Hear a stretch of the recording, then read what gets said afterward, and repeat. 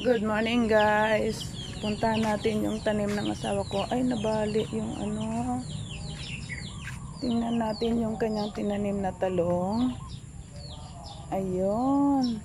Andun niya pala. Ay apat pala ang binili niya. Apat na puno. Nagtanim siya ng talong guys. Ito siya oh. Apat. Malapit nang mamulaklak. Kaso lang mahal ito. Tag 25 ang bili niya. Medyo ano siya. Gulang na siya guys. Oh. Oh, tag 25 daw ang bili niya. Hala, may bunga na pala yung sitaw na tinanim ko dito. Hindi ko lang namalaya. Nakala ko wala na. Yan oh. Namunga din pala oh. Pagulangin ko na lang siya para ano siya. Para itanim uli.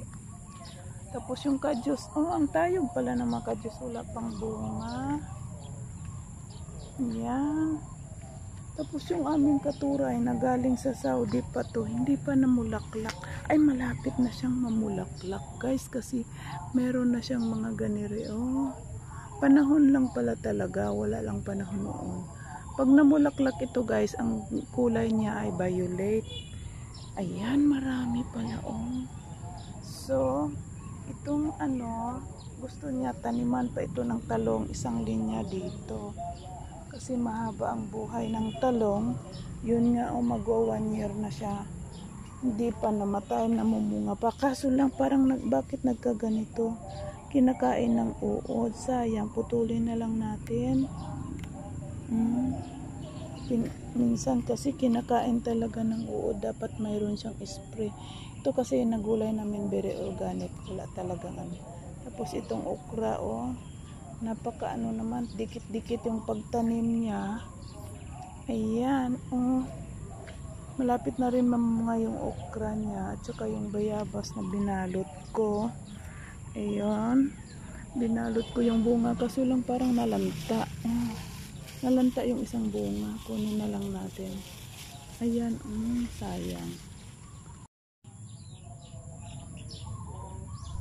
Ayan guys, oh, maganda ang pagkahinog ng bayabas. Napakalaki. Wow, sana walang uod. Yan, oh. Diba? Dito yan sa puno sa likod, oh. Para sana hindi walang ano. Ayan, oh, may marami na ring sumusunod. Dapat pala pag binalot siya yung malaki ang supot. Ayun oh, hindi ko nabalot. Sigurado may ano na yan, may tusok na yan ang bubuyog. Mamaya babalutin ko yung dalawang ano dyan o bilinggutit. Ay may nag-harvest. Bakit nawala? Bakit nawala? May nag-harvest kasi nawala yung wala ang laman. Baka kinuha ni Pong. Ayan oh, hinog na rin ito oh. Oh, hinog na rin siya. Tapos, ay, masisira siya kay anong tawag siya? May tubig oh, dapat mabutasan. Ay, may butas na oh, pero hindi siya na. Ayan oh, malaki na rin to. Hinog na rin yan. So, dami pala oh. Pero hindi pa siya hinog. Ito lang ang hinog guys. Bukan natin mamaya. Yan doon oh, nalanta na oh. Ala, kailangan ko ng hagdanan para maano siya. So yun lang muna guys. Dahil ako'y mag-asikaso pa sa aking estudyante. Uwi na muna tayo. Hello guys, ito na yung bayabas na hinarvest ko kanina doon sa likod. Ito na po siya oh. Ang ganda, wala palang uod. Wow. Kainin natin guys, sausaw natin sa suka at saka sa ano, sa tuyo. Medyo meron lang siyang na ano kasi dumikit siya sa plastic na ano, nabasa. Kaya may spot na siya na medyo may nakunting sira. Pero ito guys, ang sarap oh. Ang tamis. Bukan natin. Naglalaway na ako. Sarap. Ang lambot. Hindi siya matigas. Pero napasukan talaga siya ng konting insekto. Guys, oh. Kainin natin. Masarap. Malinam na, matamis.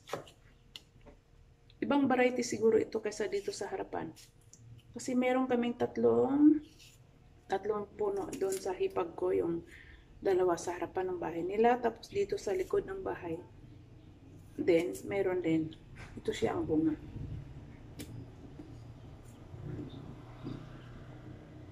Masarap talaga. Promise.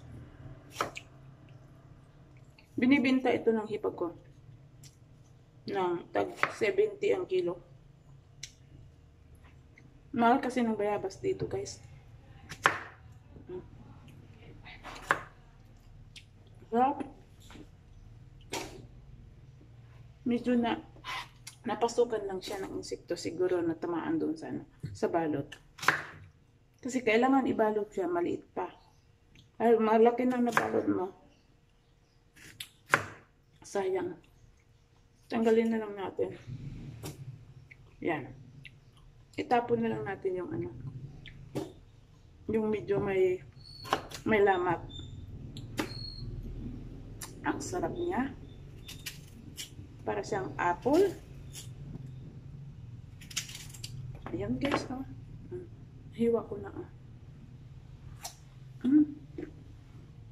Sausaw natin sa toyo. So,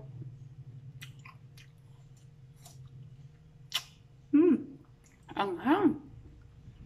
Ang sarap. Ang sarap talaga. Wow.